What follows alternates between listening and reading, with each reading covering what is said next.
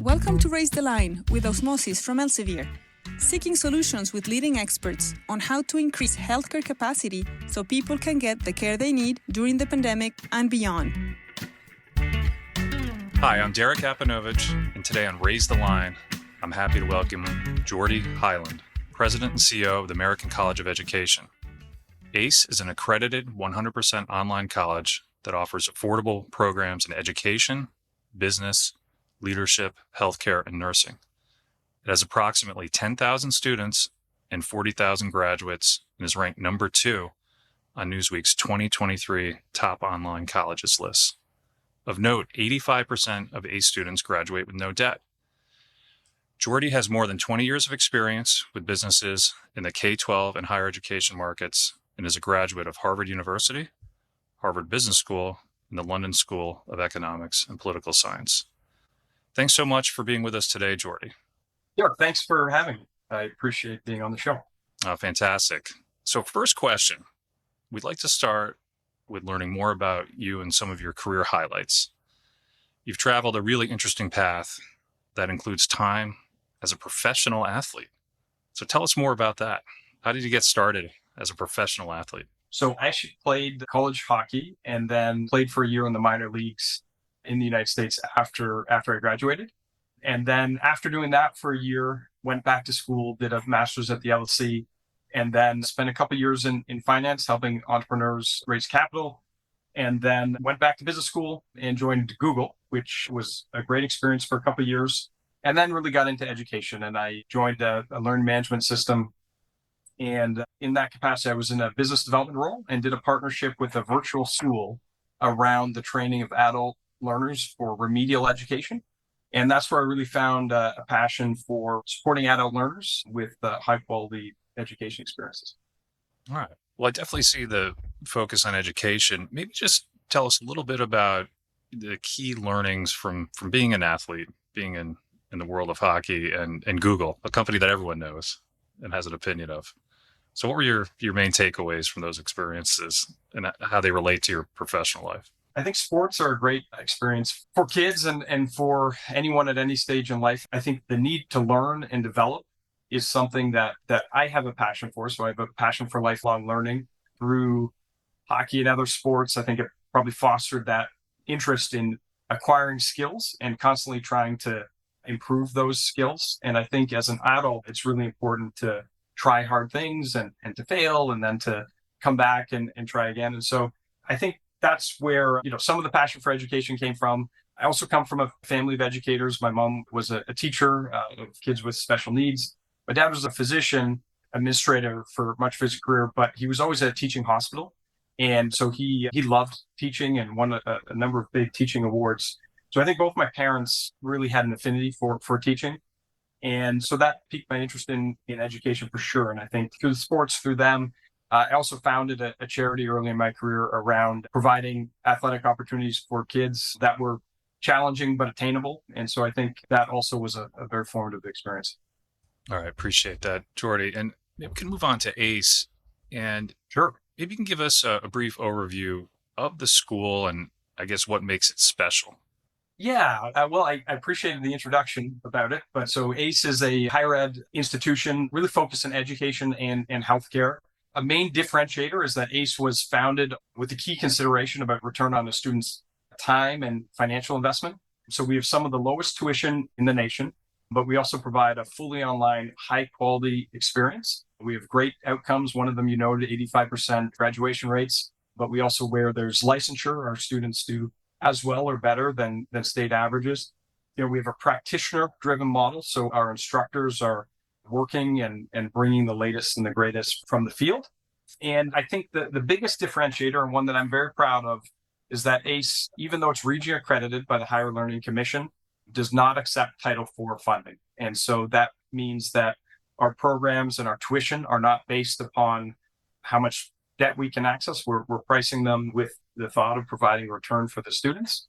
And you mentioned this as well, 85% of our students graduate without debt. And so I think that's a unique model in higher ed. And with all the discussion around cancellation of debt and around, how to help graduates that have huge levels of Title IV debt.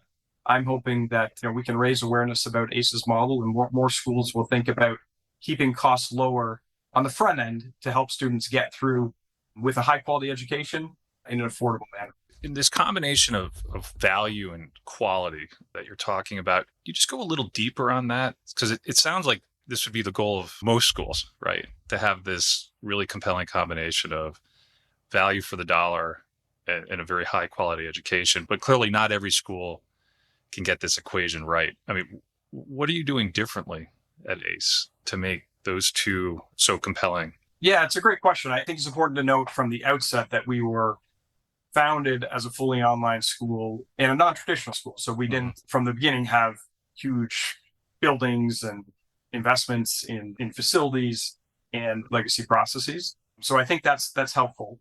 But I think just in terms of providing a quality experience, it's important to have great instruction. It's important to have curriculum that aligns closely with the needs of the career pathways of the students. So we have a real commitment to having a strong feedback loop from industry, and then having very practical learners. So our typical learners are, adults that are working full time and that are coming to school to get ahead in their careers. And we have a strong connection between the degrees and career advancement and salary advancement. But, we have to keep our content and our learnings practical and accessible. And so the fully online delivery modality helps with the accessibility for adult learners. They're working and have family commitments. So it sounds like a combination of philosophy and a real focus on execution and efficiency. For sure. Just a lot of discipline. Yeah.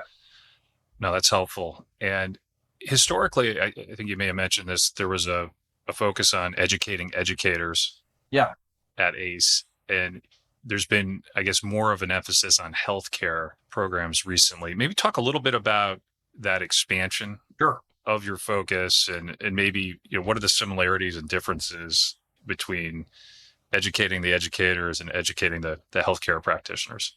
Yeah, so I mean, it was a logical progression for ACE. So we were founded by teachers for teachers. And so a real focus on educating educators and, really a high quality approach to the teaching and learning.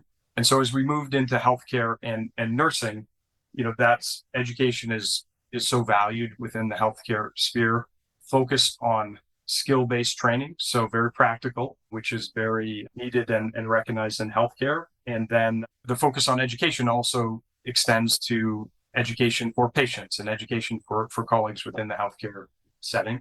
So I think it was a very logical progression, and it's gone well for us. But a real focus was on creating a quality experience that met the needs of healthcare and nursing sector. All right. And a lot of healthcare practitioners have a lot of experience. They may be going back to school much later in life. I know ACE has a focus on prior learning credit. And how does that apply typically in the healthcare space? How can that help healthcare practitioners move along in their academic program? Sure, that's a great question. So I think one of the challenges in traditional higher ed is the openness to providing credit for relevant prior learning. If institutions are not open to the concept, it can really increase the time spent in a program where students are learning what they already know, and it can also keep the costs artificially high. And so, we have a in-house credit for prior learning team that can help individuals that come to us evaluate and receive credit for their prior learning. And then this team also supports our hospital system partnerships, where we can work with a hospital system, evaluate their professional development, and as appropriate, assign credit to it. And that can help us map to their career pathways, our programs and certificates to their career pathways. And we can also provide credit for their partner content as well. So in-house professional development, but also professional development or certificates or degrees provided by other vendors as well. And so, as I said, it can really just help us be relevant, affordable, and map to career pathways in a meaningful way. So you're able to create customized educational solutions for some of these healthcare providers? Like how customized do you make your offerings? So what we do is we sit down with leadership and we listen to their challenges and then create customized solutions. So we have a range of programming, the RN to MSN, BSN to MSN. We have health informatics, healthcare administration, health and wellness programming, and a range of certificates as well as doctorates.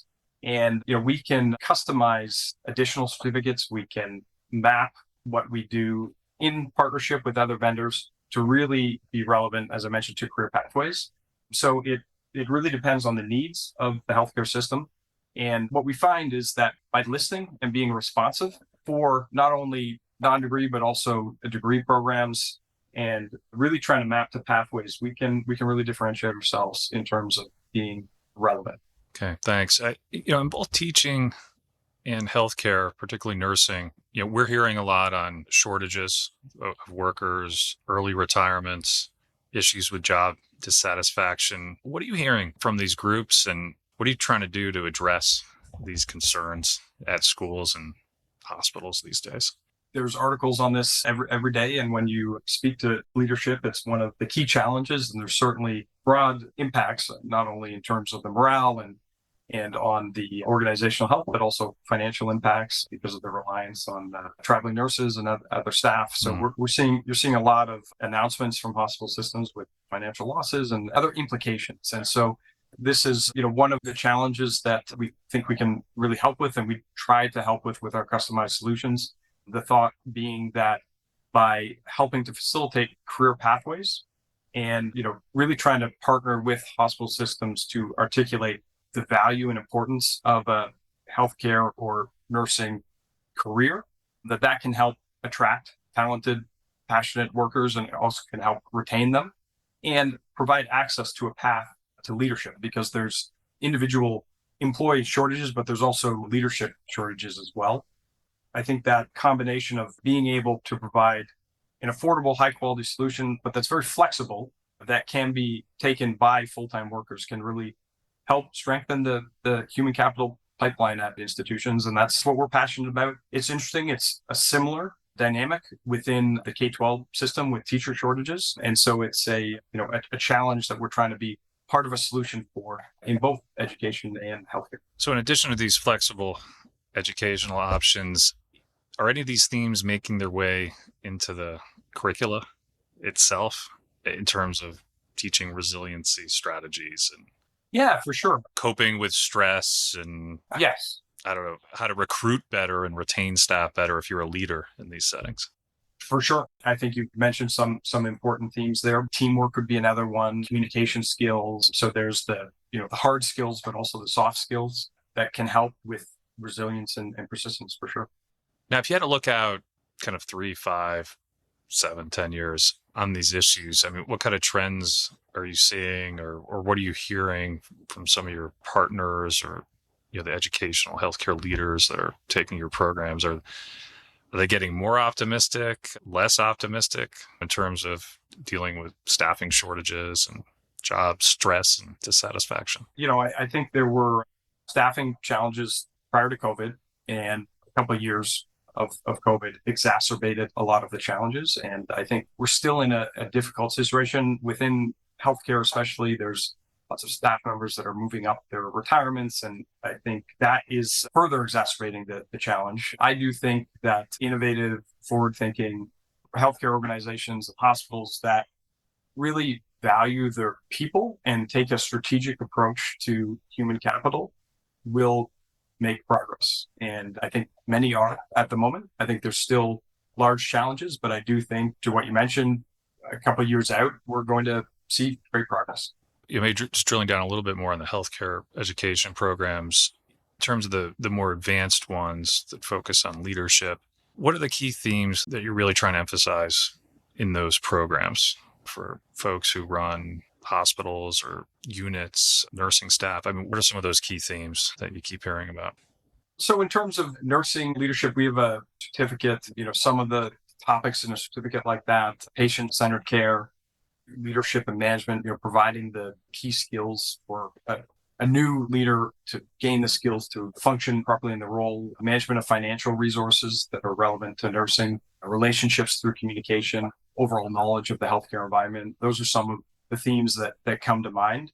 I should mention, our programs are affordable, and, we have an MBA for under $10,000. We have an MBA MSN for less than $17,000. Those are both great value for price, but an MBA is something that is very relevant to nurses and other staff that want to learn some very technical skills from a management and financial perspective that can help them have further influence within the healthcare ecosystem. Shifting gears a bit on technology, the American College of Education has always been an online school, as you mentioned at the start. And yeah, certainly online education has evolved quite a bit over the last 10 to 20 years. Where do you see things going in terms of online education? We hear a lot about artificial intelligence. Of course, I had to mention that in this podcast. And mobile devices, as opposed to taking your coursework just on a laptop or a desktop. Yep. There's all these trends, some of which have been around for a while, some of which are new, some of which are accelerating. What's your view on technology? Sure. It's a great question. I think, I know both of us are great believers in the value of online education. And some of the value proposition of online education that's been there for years is around, being able to have access to the data on the students and the progress and their effort levels and being able to use that data and intervene in a strategic way to support students. You mentioned AI. It certainly is going to have an impact, but I think at the heart of online education and education in general is the strong, powerful, and important relationship between the teacher and the student. And great instruction really matters. And so I think, there's ways that AI is going to help take out some of the tasks that are not strategic or meaningful that can help teachers, instructors, faculty connect even more strategically and build relationships more directly with students. So I think that's an important point. But I think generally online education is going to become a further enriched experience. And I think, we see that now with simulations, but I think simulations are going to continue to get better. I think virtual reality and other rich experiences are going to become more widespread. And as online education continues to be more practical and engaging, there will be even more skills that can be learned effectively online. I guess from a technology perspective, I think those are some relevant points. Of course, we've all moved into mobile, and I know that mobile is going to continue to be even more and more relevant, but those are some thoughts that come to mind. Okay, and you mentioned the faculty-student relationship. Of course, that's critical. And I imagine the students getting to know each other and creating a sense of community is important as well. And for sure, yeah, student-to-student interactions are critical as well. Yeah, I mean, and I'm sure you serve students across the country and maybe even beyond the country. So you talk a little bit about how you build those communities at ACE, and do you get folks together occasionally? How is the curricula structured to encourage that interaction among the students? Yeah, so among students, there's discussion boards and other ways for students to interact and to share ideas and to think critically with each other. And so I think that's an important way that we can facilitate the interaction of students. We do have students all over the country and in many countries all over the world. And so it's fascinating to see students from very different geographic regions be able to share ideas and collaborate and just bring different perspectives. And that's an important part of the learning experience, and one that I think is an online delivery mechanism really helps to facilitate. I think at the heart of the teacher-student relationship is meaningful interactions. I think teachers caring about the students and showing that, and then being able to leverage all the information about the student learning and the student progress to be able to help support in a strategic and relevant way. And I think that is one of the powerful parts about online education that gets missed by some that maybe have just had exposure to emergency remote learning during the COVID crisis. Geordie, you have a national and international footprint, but increasingly there's a lot of focus on local educational issues or state level educational issues in this country. How is that impacting what you do, if at all, at ACE?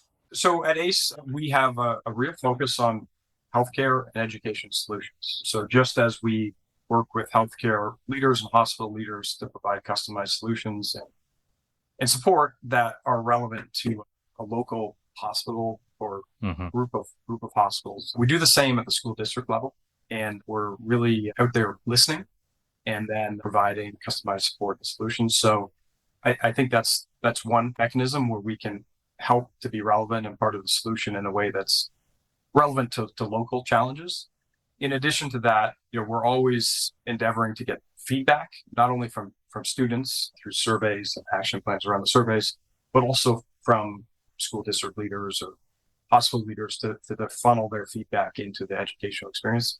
One of the benefits of online education that I know you're very familiar with is a centralized curriculum model where you're able to leverage instructional designers along with instructor subject matter experts and keep the curriculum living and evolving and relevant. And so that's another key mechanism for staying up with the latest trends and providing educational experiences that help prepare leaders for the changing times. All right, Geordie, we often like to ask our guests to provide career advice for emerging healthcare professionals. And you could extend that to educators as well outside of the healthcare profession, given your organization's focus areas. So what's your advice you'd give to young professionals in these fields about how to approach their career and figure out what to do with their professional lives? Well, I think teaching, nursing, being a healthcare worker, it's a very noble field. It's an important field. I think anyone in those fields should be very proud of what they do. And I guess my advice would be to go into the field. There are great careers. Stay in the field. Align yourself with an employer that's providing a career pathway that you're passionate about, and manage your own path as well by upskilling yourself and really trying to acquire the skills that help you move your career in the direction that you want. So be really proactive. Thank you very much, Geordie, for being with us today. Thank you, Derek. I appreciate your time. I'm Derek Apanovitch. Thanks for checking out today's show. Remember to do your part to raise the line and strengthen the healthcare system. We're all in this together.